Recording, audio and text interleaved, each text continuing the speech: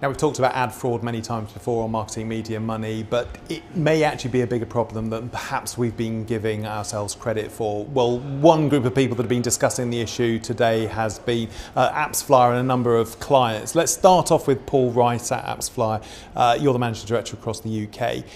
Are we missing a trick here? Is it a lot bigger than perhaps we've been giving ourselves credit? I think we are, and you're right to say that it's a bigger problem than perhaps advertisers once believed it was. Some of the findings that's come out of the survey today is that there's a perception that people are tackling fraud and are doing a good job, but when we start to expose what actually is going on under the hood and the types of practices that are taking place, there's a sort of a moment of awakening where people didn't actually realise that was happening, so therefore they suddenly realised that actually perhaps they're not doing as much as what they can do to improve performance. So what's going on? Where are the problems for both mobile, web and also apps? Yeah, well, mobile advertising as a whole is growing massively, and wherever there's high growth, obviously it's going to attract the bad actors. So within mobile, yes, you have mobile web, but you also have mobile app. A lot of the focus today has been around mobile app, around spoofed users, around fake installs, installs that appear to be legitimate on the surface, but in actual fact these are machines and scripts and bots, very sophisticated in nature, that are emulating real user behavior and therefore appear to be real users, and of course they're not. And likewise, when we sort of look at the spend in the ad ecosystem, fraudsters are going to be attracted to high payouts, and these tend to be verticals like finance, travel, shopping and e-commerce. So really it's omnipresent, but there are hot spots, whether it's in verticals or in geos. So how are they actually doing this? I know some people will know all this, but there'll be people out there that don't know exactly how these fraudsters are actually tapping into this. Yeah, it is technical, but loosely put, fraud can fall into two buckets, and that is install hijacking. And what I mean by this is legitimate users who have installed apps. Fraudsters are claiming credit. They're saying, I drove that user, I delivered that user from my campaign, but it was a fake campaign. Okay, and they're getting credit. They're getting these high bounties and taking a slice of the advertising revenue. Okay, the other side is fake installs. So here we're talking about what we call device farms. These are offices and buildings and warehouses full of devices that are set up to simulate installs. But fraudsters, I think, realised this wasn't particularly scalable. There's a lot of hardware involved. So now they've become a little bit more sophisticated, have the tools at their disposal to build scripts and bots which are infinitely scalable, don't need all this hardware, and they can replay and simulate real user behaviour. And this is what's harder to detect, and I think has gone uncovered for such a long time. And thankfully today we've been able to bring this to light. Your survey, what else did it draw out? What sort of numbers are we talking about in terms of awareness of the problem? Sure. Well, I think overall we're looking at the size of the problem here, and we're seeing numbers between 4 and 5 billion US dollars annually that is exposed. So, you know, for a fraudster, obviously that's a large sum of money and it's very attractive. I think broader field, you know, ad spend in general, fraud's recognised to be around 30 billion. So certainly mobile represents a large proportion of that. And again, I've mentioned that fraud really becomes apparent in certain verticals, but also in geos. And so when we looked at closer to home in the UK, what we saw was on average it was 11.4% of mobile installs were deemed to be fraudulent. And I think any marketer would love to see an uplift of 11.4% in their activity. Sille Opstrup, you're the head of digital at Pernod Ricard. Have you been sort of going, oh, this is dreadful, and you didn't even realise how big the scale of the problem was?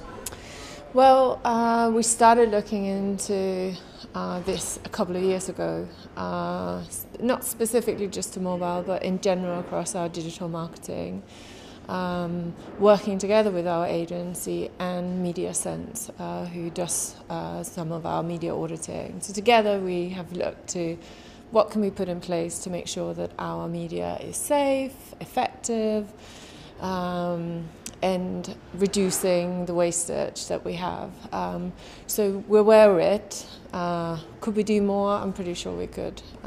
What would your advice to people like yourself and others, other brand owners if you like, what they need to do to tackle this in-house? Well, I think first of all, if you're responsible for money that is spent in media, you need to go and educate yourself about what's going on. You need to speak with your agency, and you need to speak with different services that can help verify whether you have fraudulent media. So educate yourself, I think, would be the first instance. Mobile for me is an amazing channel, and it works really well for us. But if we can optimize that with another 10-15%, well, I think I'm spending my company money much better. Paul quoted some figures there. Are they along the lines of what you think could be leaking from your budget? Yes, I'd say that's kind of what we're seeing. Paul, I asked the same question of Sille, but what do you think that marketers should be doing to actually address this? Well, I think, first of all, having that honest and frank conversation internally. I think part of having a problem is admitting there's a problem in the first place, and that's not to say things have been done wrong, it's just that things need to be addressed.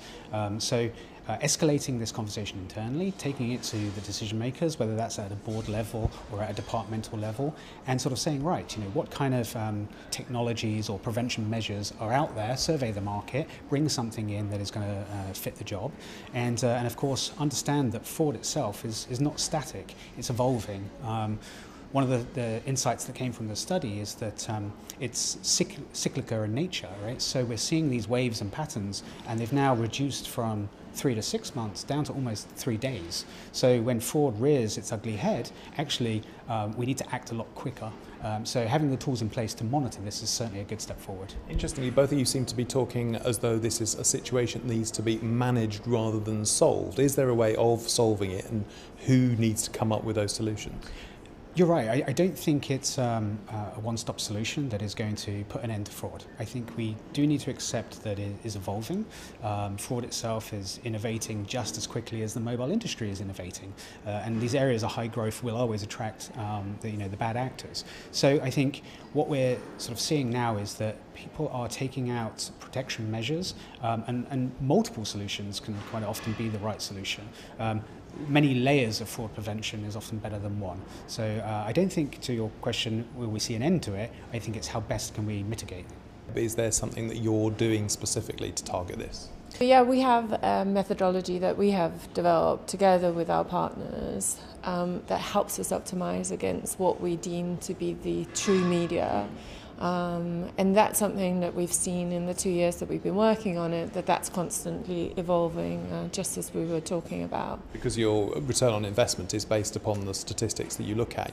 That gets skewed if half of that is fraudulent. That's exactly right. So now we're optimizing against what we deem to be the true media, as opposed to the statistics that we get back as a CPM or CPC value. So we look at something that's qualified as compliant. And then how do you use that information to alter your campaigns? Well, so we will remove advertising that underperforms against that, and we will engage with publishers to have the conversation. And I think on that, this is where I feel as advertisers we have a role to support in driving this conversation by engaging and making sure that there's put pressure on all parties to take it serious and do something about it. Sille, Paul, thank you very much. Pleasure. Hi, I'm James Wright, and thanks for watching Marketing Media Money. You can check out more of our videos by clicking on the boxes on the screen, and don't forget to subscribe to our channel for more from CNBC International. Thanks for watching.